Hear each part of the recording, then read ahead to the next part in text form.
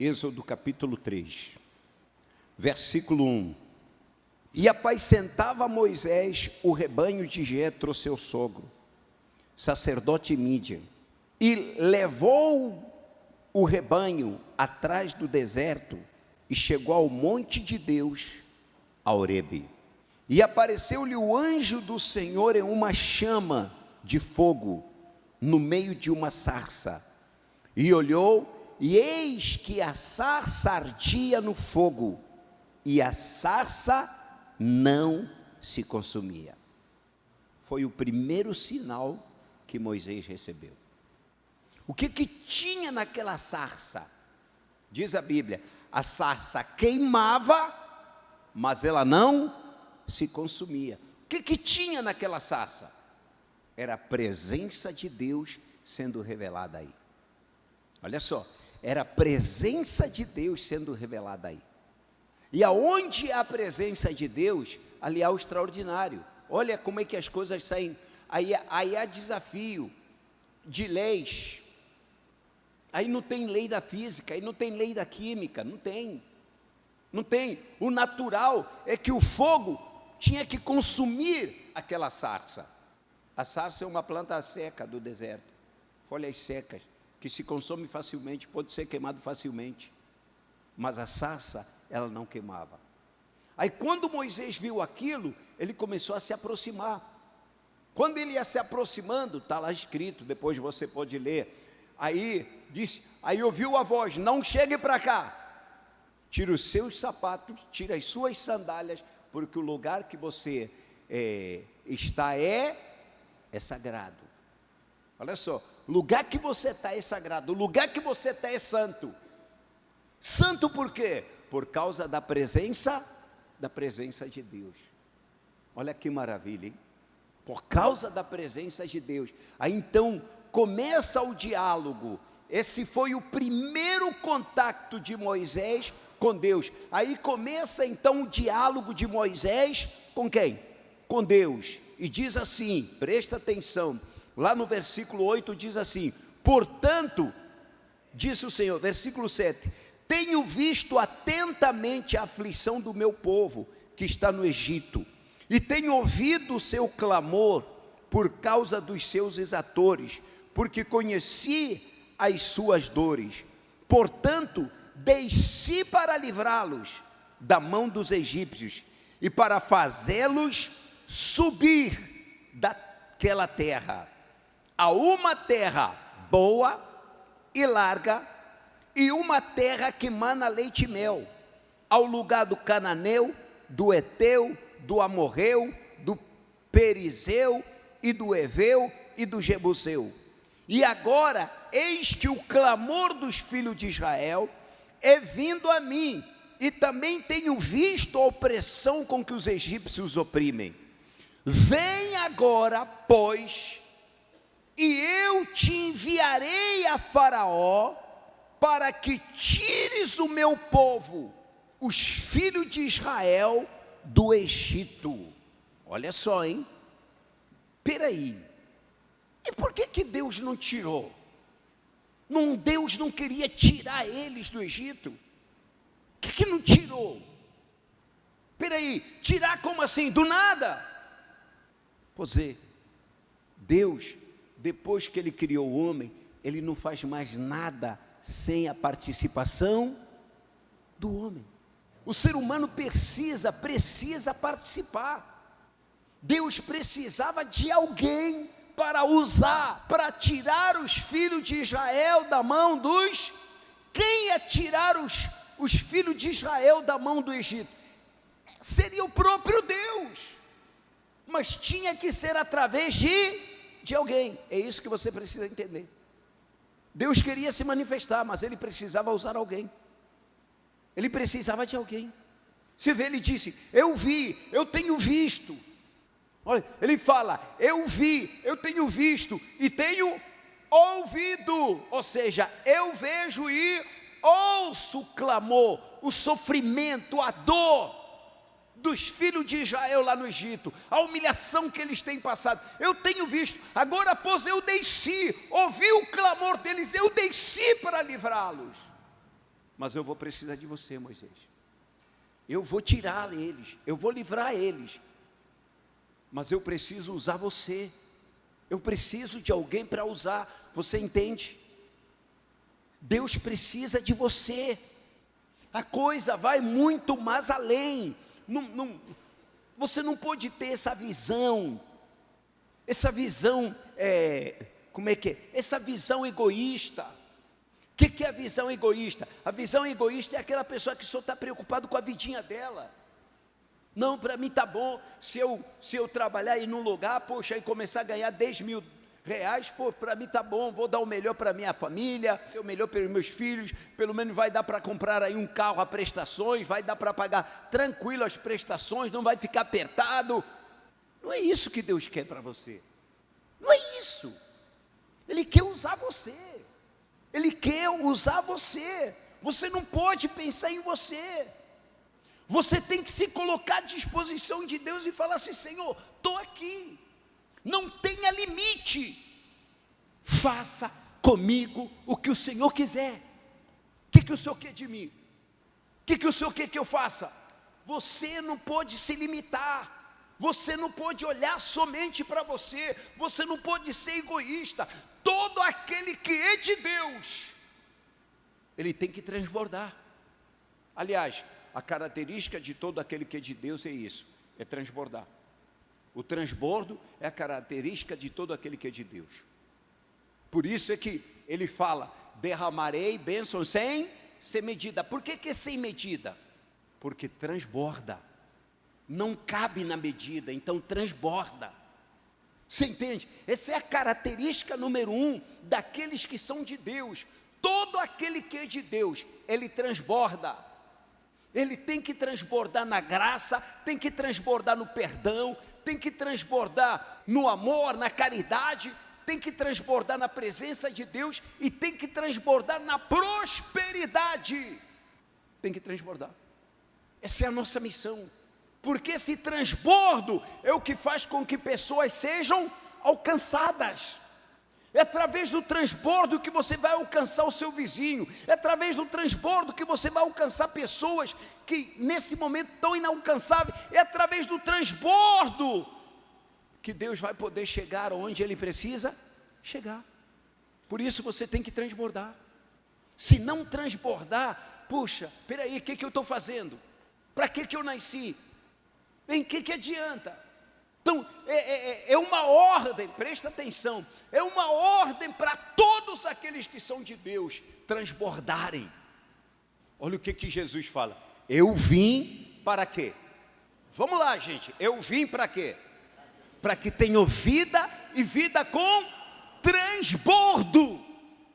Vida abundante, abundância é o quê? Se não é transbordo, hein? Transbordar.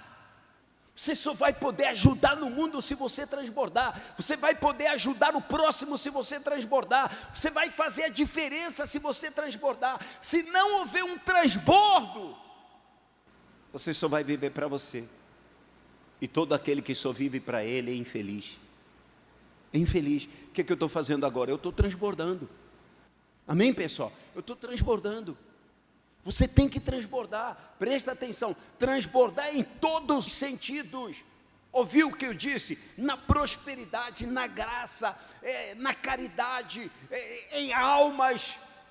Transbordar para alcançar o mundo. Nós precisamos transbordar. Para alcançar o mundo você tem que transbordar. E Deus está procurando pessoas para fazer elas transbordarem. Lembra o que Jesus disse? Eu vim para que tenham vida com transbordo. Abundância de vida é transbordar. Ele disse: abrirei as janelas do céu e farei o quê? Derramarei bênçãos que venham transbordar. Não tem limite, sem medida, é bênçãos que venham transbordar. É isso que você precisa entender. Então, Deus quer usar, gente, Deus quer usar, Deus quer te usar. Deus não se manifesta de nada, Ele precisa usar alguém. Ele quer alcançar pessoas, mas Ele tem que usar, precisa usar você. Usar você, talvez, não é nem para falar, usar você para que as pessoas possam ver. Você vê, ele teve que usar uma sarça, meu Deus do céu. Vai, eu vou te enviar para livrar os filhos de Israel, para livrar o meu povo. Agora olha aqui, presta atenção.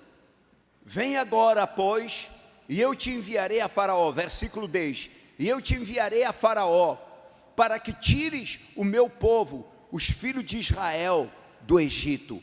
Então Moisés disse a Deus, olha só, quem sou eu que vá a Faraó e tire do Egito os filhos de Israel?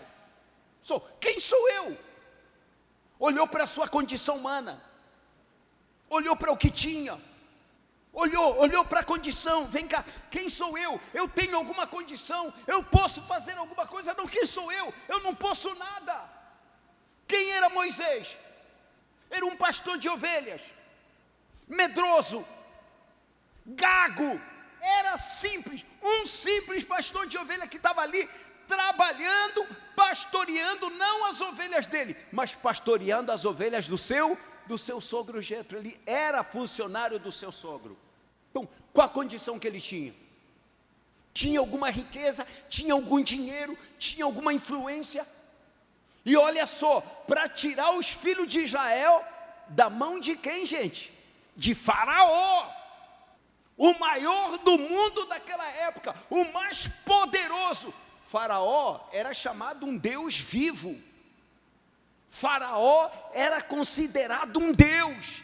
Quem vai tirar os filhos de Israel da mão do maior exército poderoso do mundo? Por isso é que ele falou, quem sou eu? Peraí, está tendo algum engano? Quem sou eu? E olha, o que está escrito no versículo 12? Essa é a chave. O que está escrito lá? Certamente eu serei, não interessa quem você é, eu serei contigo. Acabou. Não interessa quem você é.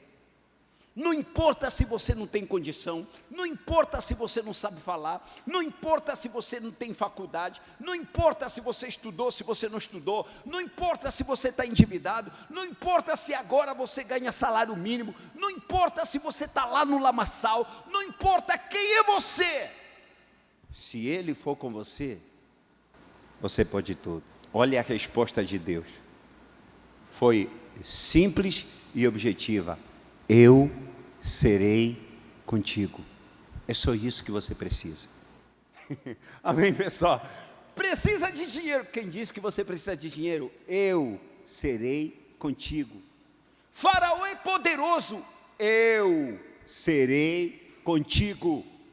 Vão me matar. Eu serei contigo. Quem sou eu para falar com Faraó? Eu serei contigo. Será que essa resposta ela consegue entrar no seu ouvido? Será que o seu eu consegue despertar com isso aqui? Bispo, o que eu preciso? Eu já ouvi várias vezes essa pergunta. O que eu preciso? O que eu preciso para? O que eu preciso para? O que eu preciso? Você só precisa disso aqui. Se Deus for com você, só isso. É Deus ser com você. Se Deus for com você, nada será impossível para você. Se Deus for com você, você pode agora estar no zero. Amanhã você vai estar lá em cima. Você pode ser o menor agora. Se Deus for com você, amanhã você será o maior. Você pode ser nada agora. Se Deus for com você, você vai ver o que Deus vai fazer com você. Amém, pessoal? Quem está entendendo? Você vai ver o que Deus vai fazer com você. Agora, Deus precisa ser com você. Ele é com você. Você entende por que a nossa insistência de que você tem que ter batismo com o Espírito Santo? Porque é o começo de tudo.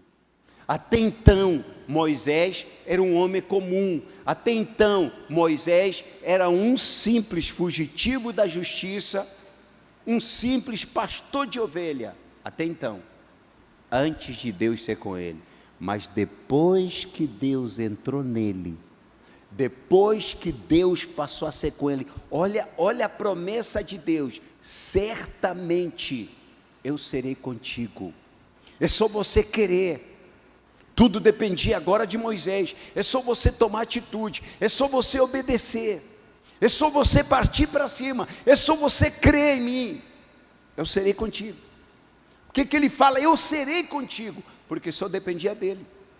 Ele coloca no futuro, é uma promessa, ele coloca essa promessa, ele diz, eu serei, porque só dependia dele. Deus estava pronto, Deus estava à disposição, Deus não queria mais que aquilo prevalecesse, Deus não queria que aquela brincadeira continuasse, Deus não queria que aquela humilhação continuasse, por isso ele disse, eu serei contigo. Agora vai depender de você. Você quer ou não quer? Você quer que eu seja contigo ou não? Hein? Você quer ou não quer? Olha Deus resumindo tudo. Primeiro ele dá a missão, ele faz conhecer a missão. Eu quero que você vá até lá, tira o meu povo do Egito. Falou assim mesmo, Moisés, você vai lá, tira o meu povo. Você vai tirar o meu povo da mão de Faraó. Moisés, peraí, eu? Quem sou eu? Olha a resposta de Deus, eu serei contigo. Eu não sei o que você pensa de você, eu não sei o que você acha de você, mas eu serei contigo. Será que Moisés entendeu o que aquilo significava? Será que você consegue entender o que isso significa? Eu serei contigo. Você entende isso? Não brinque. Isso aqui é forte demais. Agora você entende quando Deus fala, certamente eu serei contigo. Aí continua a conversa de Moisés com Deus. Mas Senhor, quando eu chegar lá e as pessoas perguntarem, qual é o nome desse Deus? O que Deus responde? Lá no versículo 14. E disse Deus a Moisés, eu sou o que sou. Olha só, eu sou o que sou. Fala aos filhos de Israel, o eu sou, o que sou. Quem é? Eu sou Deus. Eu sou o que sou, um Deus. O eu sou me enviou até a vós. É só isso, vai, fala isso.